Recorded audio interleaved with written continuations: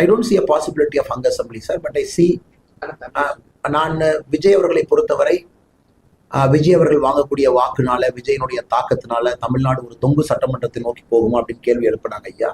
நான் அதை பார்க்கவில்லை அப்படின்னு சொன்னாங்க. ஐ டோன்ட் சி, அந்த பாசிபிலிட்டி நான் பார்க்கலிங்க. அதே நேரத்தில் விஜய் அவர்களை பற்றி கருத்து கேட்டீங்க. அரசியலில் வந்திருக்கிறாங்க, ஈர்ப்பு இருக்கு, மக்களை சந்திக்கிறாங்க, எல்லா இடத்துக்கும் போறாங்க, நல்ல வாக்குகள் கூட சில இடத்துல வாங்குவாங்க. அதை பற்றி நான் இல்லைன்னு சொல்லலை. ஆனால் 4 முனை போட்டி, 3 முனை போட்டி எனக்கு அது நம்பிக்கை இல்லைங்க. தேர்தல் களம் கடந்த 2 வார காலமாக 2 முனை போட்டியாக தான் அது இருக்கு.